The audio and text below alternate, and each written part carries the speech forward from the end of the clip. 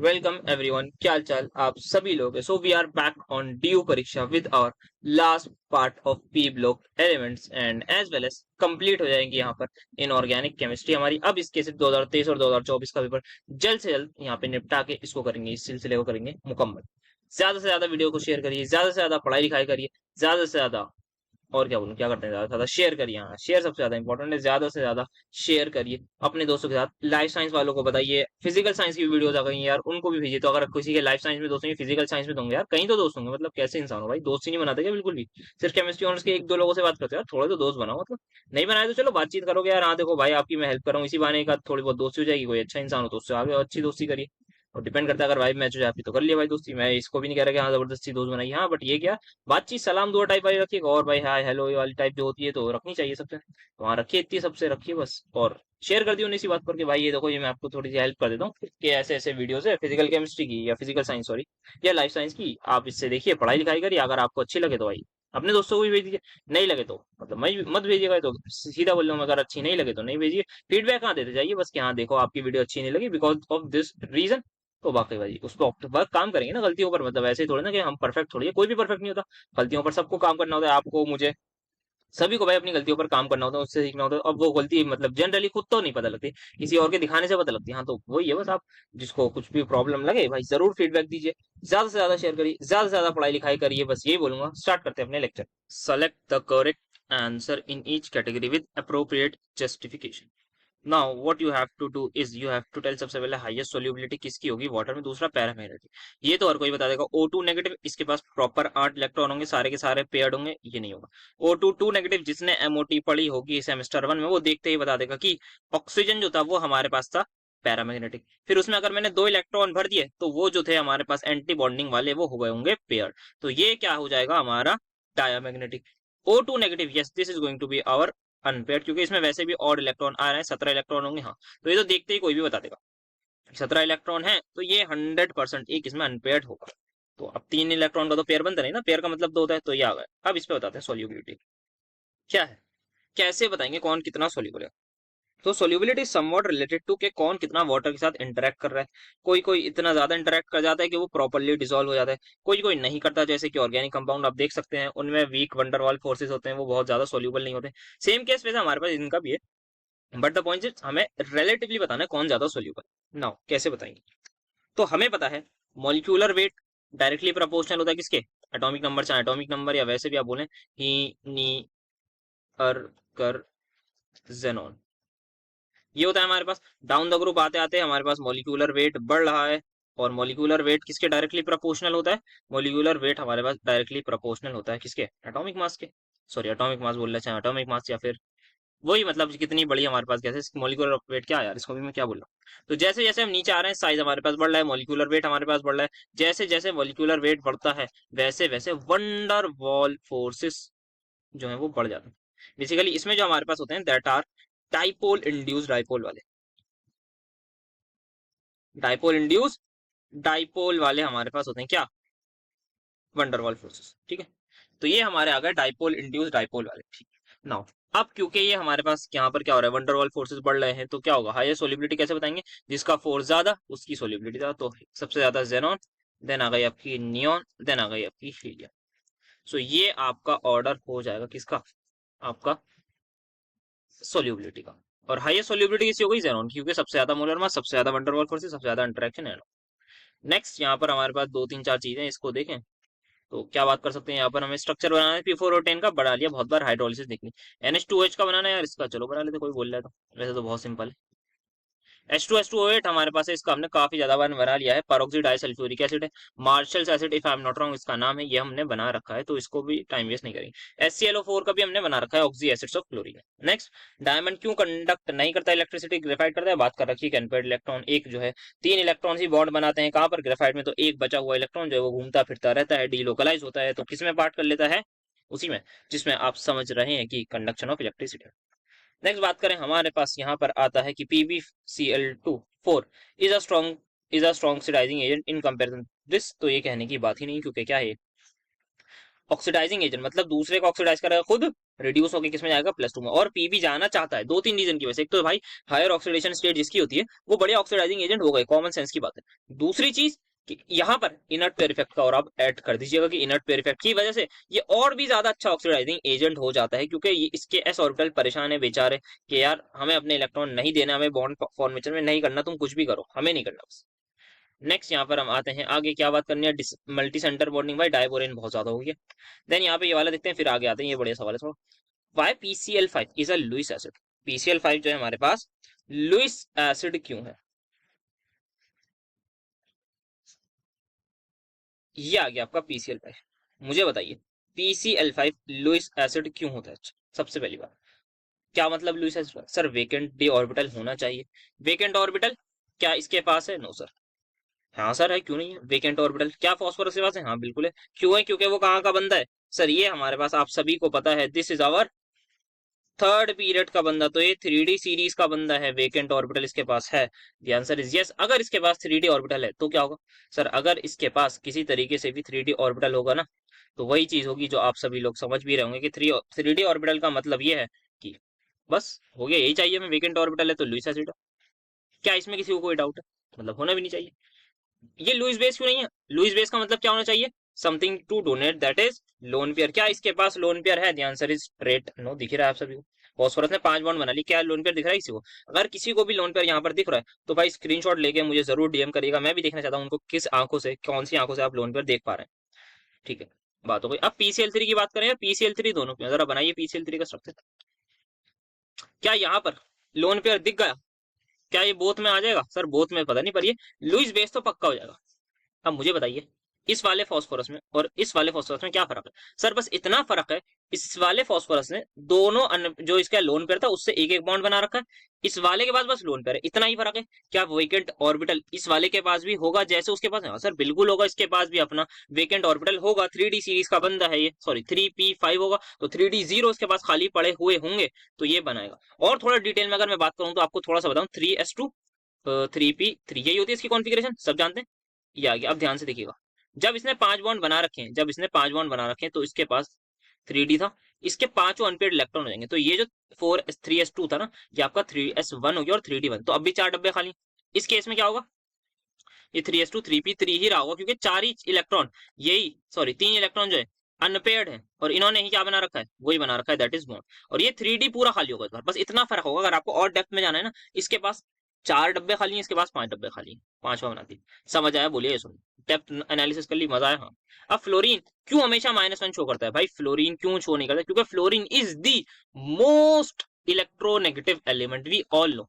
अगर इससे ज्यादा कोई इलेक्ट्रोनेगेटिव आ ही नहीं रहा तो ये इस पर पॉजिटिव चार्ज कौन लाएगा, मतलब कैसे लाएगा, ये किसी के साथ अटैच हो, फ्लोरीन हो, ये किसी एटम के साथ अटैच है, अगर वो इससे ज्यादा इलेक्ट्रोनेगेटिव नहीं है तो वो कैसे अपने ऊपर डेल नेगेटिव लाएगा, कैसे, मुझे बताइए ना कैसे लाएगा, सर ला ही नहीं सकता। अगर वो डेल नेगेटिव ला ही नहीं सकता तो यहाँ पे डेल पॉजिटिव आ ही नहीं सकता, अगर यहाँ डेल पॉजिटिव आ ही नहीं सकता तो पॉजिटिव ऑक्सीडेशन स्टेट हो ही नहीं सकती, हमेशा -1 दिखाएगा।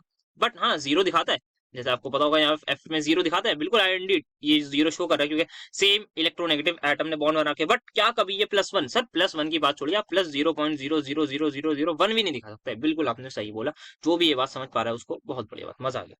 तो -1 ही क्यों दिखाते हैं, समझ गए आप, अदर हाइड्रोजन पॉजिटिव दिखाते हैं, जैसे आप देख सकते हैं ClF3 में देख लो भाई, प्लस -1 +3 देख रखते हैं। बाकी कोई इसमें इतनी ज्यादा डिटेल की जरूरत नहीं है, आई होप समझ में आ गई होगी क्या कहानी है मेजर।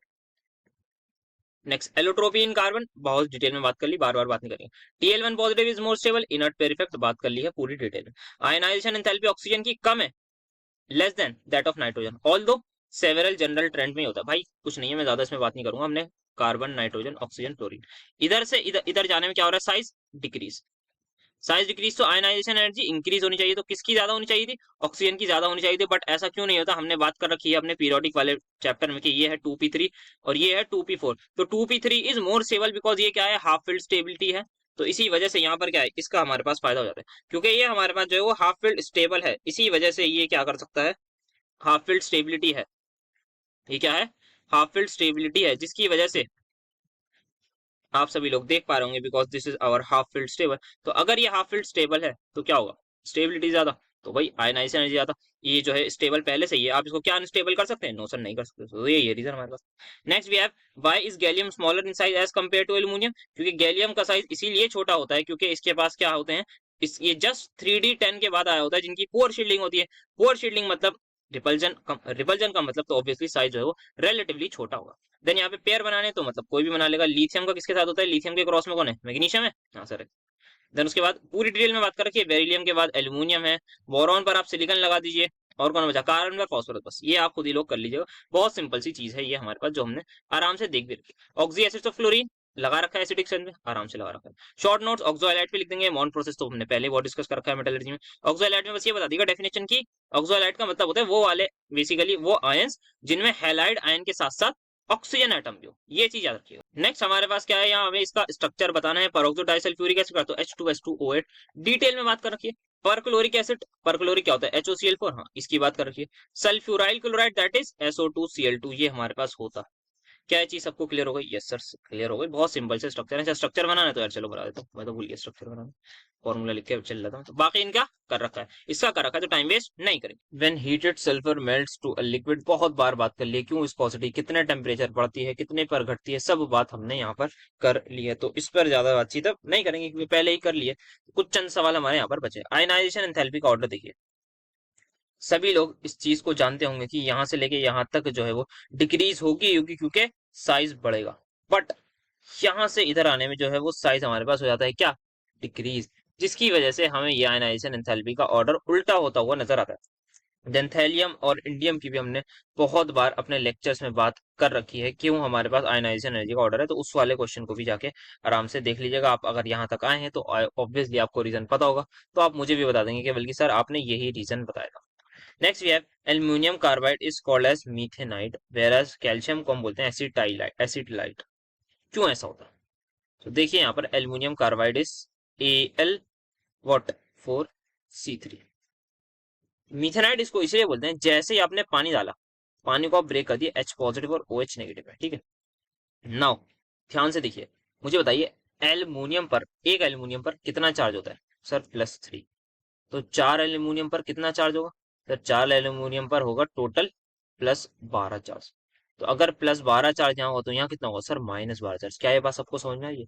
एक कार्बन पर -3, तो चार, 3 कार्बन पर आप बोल, सॉरी एक कार्बन पर -4, तो 3 पर -13। तो कार्बन इस वक्त -12 के साथ है।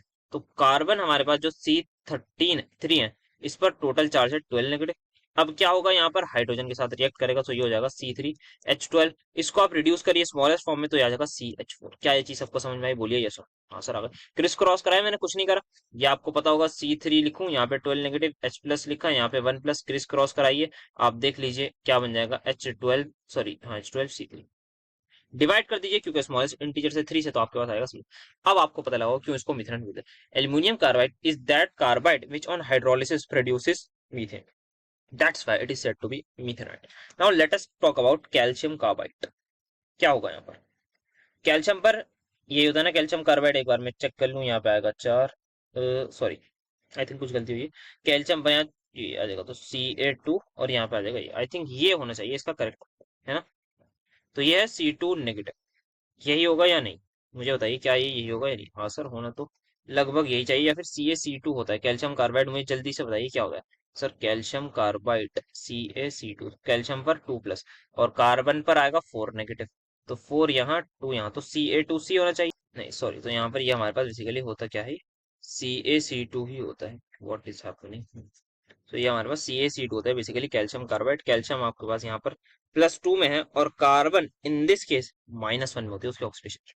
जैसे ही पानी डाला, सेम करिए, C2 पर आएगा 2 नेगेटिव, और हाइड्रोजन पर होगा H+, तो ये आ जाएगा आपके पास C2H2।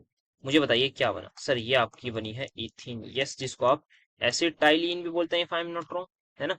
So that's why it is said to be acetylide. तो calcium carbide which on hydrolysis produces what? Acetylene, that's why it is said to be acetylide. क्या ये चीज आप सभी को क्लियर हुई? बोलिए यस और नो। यस सर, अच्छे से क्लियर हो गई है, इसी वजह से बोलते हैं सिंपल आप बता। इसका स्ट्रक्चर बेसिकली ऐसा होता है, ये जो है ना C2 जो नेगेटिव है, तो यहाँ पर 2 नेगेटिव चार्ज आएंगे, और यहाँ पर आपके पास कैल्शियम जो है वो 2 पॉजिटिव होता है, यहाँ पे ओवरऑल 2 नेगेटिव। तो अगर स्ट्रक्चर वाइज बताऊं तो ये में इस तरीके का होता है, तो जो लोग कंफ्यूज हो रहे होंगे तो वो वाली चीज क्यों नहीं, बिकॉज ऑफ द अलग ऑक्सीडेशन स्टेट यहाँ पर और ऊपर, ठीक है ना। एल्यूमिनियम जो बहुत ज्यादा सब बात कर रखी है हमने, बेरी हाइड्रोक्साइड वगैरह सब कुछ बात कर रखी है, इसके बारे में मैं ज्यादा बातचीत खुद भी नहीं करना चाहता, क्योंकि बहुत ज्यादा ही बातचीत कर लिया यार, मतलब डायगोनल रिलेशनशिप वगैरह की लेक्चर्स में फिर सवालों में भी देख लिया। ऑक्सीजन क्यों डिफर करता है यार, सबको पता होना चाहिए पहले ये कौन से पीरियड का है, सेकंड पीरियड का है। तो एक चीज कि हमें दो तीन चीजें इसके बारे में पता होनी चाहिए, कि एक डी ऑर्बिटल नहीं होता, साइज छोटा होता है, इलेक्ट्रोनेगेटिविटी ज्यादा होती है। तो ये दो तीन चीजें जो लिखनी होती हैं। तो एक देखिए इलेक्ट्रोनेगेटिव ज्यादा है तो ज्यादा आयनिक कंपाउंड बनाएगा। दूसरा ऑक्सीजन के केस में आप लिख सकते हैं ये कि ये क्या बनाता है, हाइड्रोजन बॉन्डिंग बनाते हैं इसके कंपाउंड। तो but it is only that weak hydrogen bond involving S. तो जो सल्फर वगैरह है बाकी सब वो सब हाइड्रोजन बॉन्डिंग, बट कि सल्फर ही सिर्फ हाइड्रोजन बॉन्ड बनाता तो है, but that is very very weak. ये चीज आपको याद रखनी है। बाकी आप देख सकते हैं ये डी ऑर्बिटल नहीं है तो कोऑर्डिनेशन नंबर 4, मतलब 4 ही बॉन्ड बना सकता है।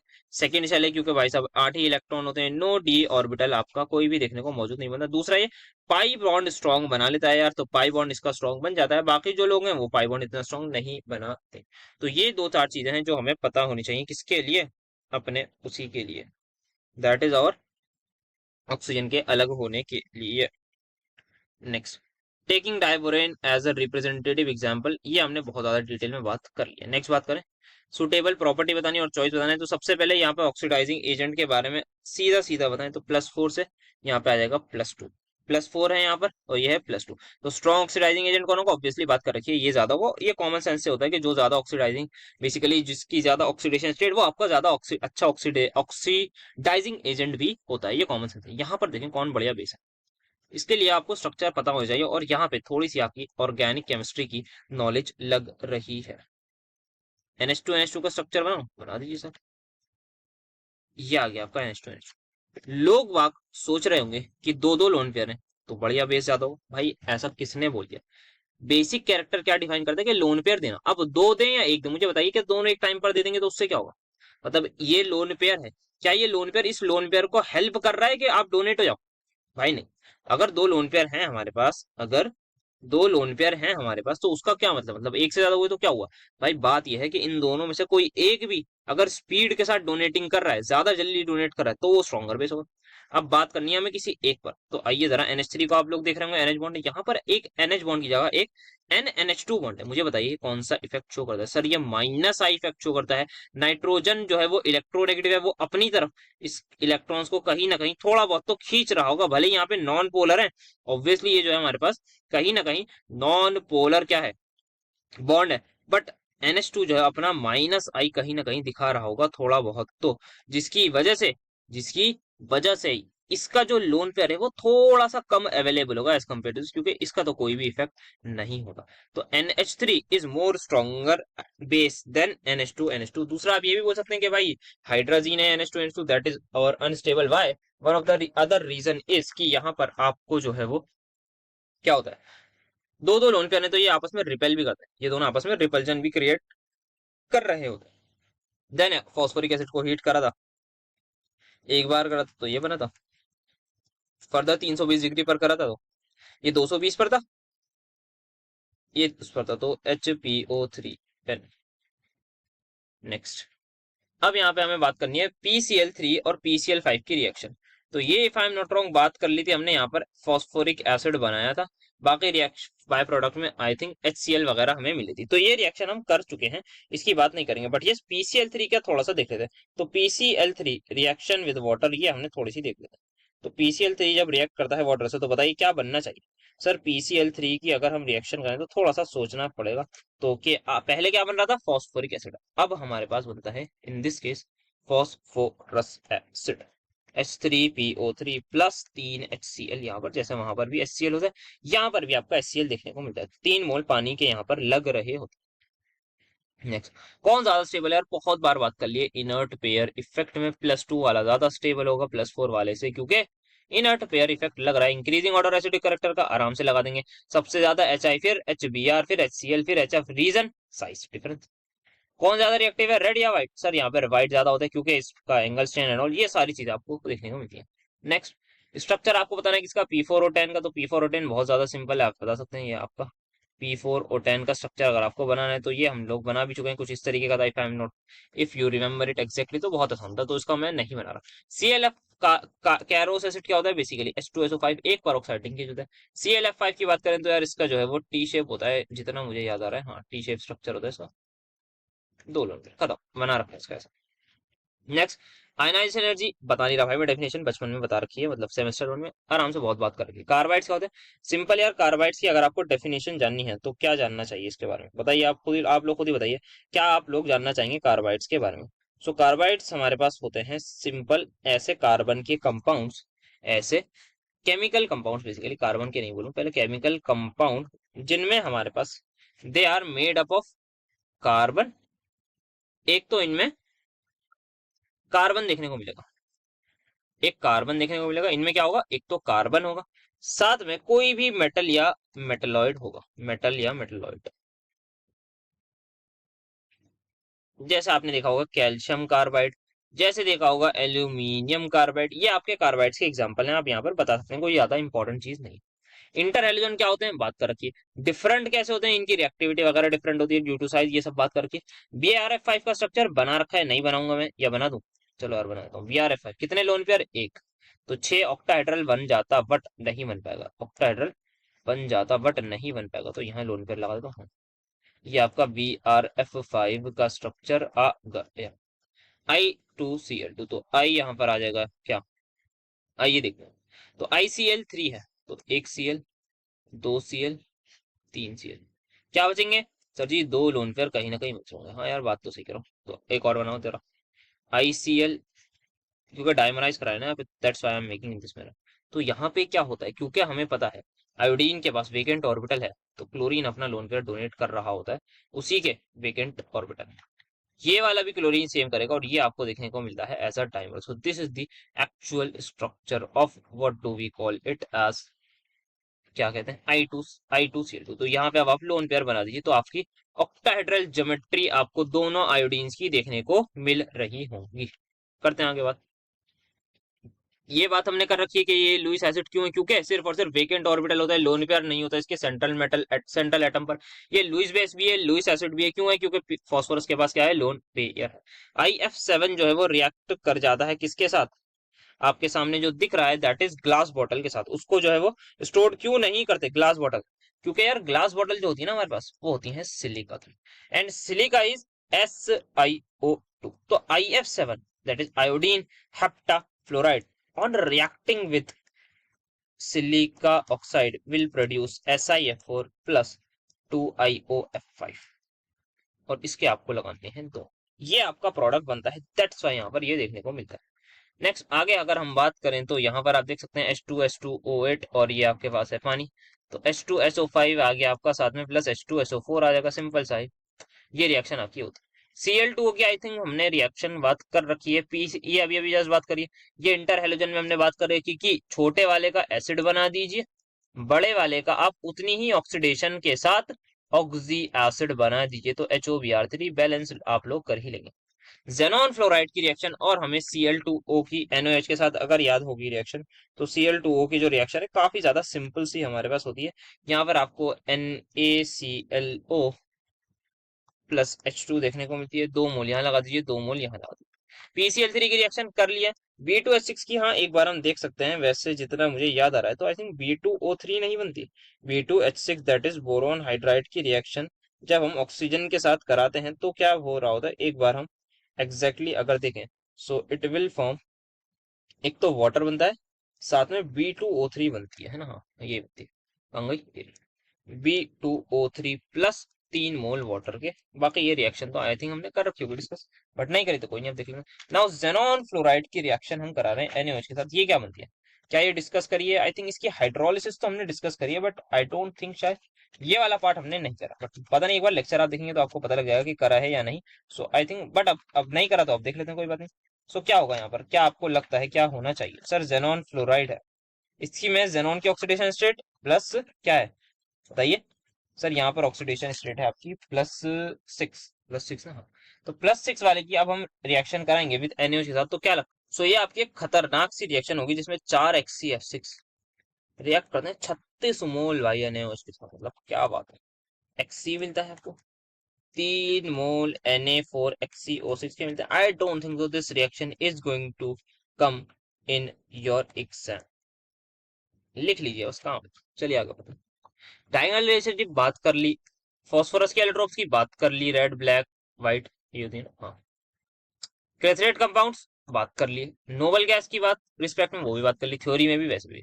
सूडो हाइड्रोजन बात कर ली, आगे बढ़ते हैं।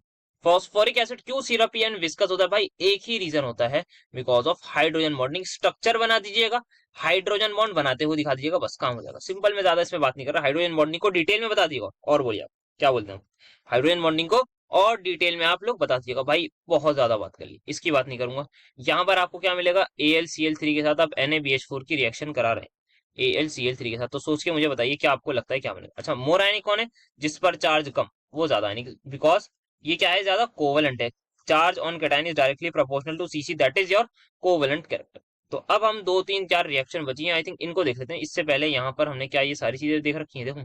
कैरोज एसिड, उसका स्ट्रक्चर H2SO5 का बहुत बार देख लिया, ये एग्जिस्ट करती है, बट BH3 एग्जिस्ट नहीं करती, क्योंकि भाई BF3 जो है वो लगता है आपको इलेक्ट्रॉन डेफिशिएंट है, but there is something which is helping boron to complete it, और to complete its octet, that is said to be BB, which is called as back bonding. तो बैक बॉन्डिंग करके दिखा दीजिएगा। Where as BH3 में भाई hydrogen के पास कहां से लोन पेयर लाओगे, जो डोनेट होगा, तभी उसको जो है वो ऐसा बॉन्ड वगैरह बनाने पड़ते हैं, ठीक है।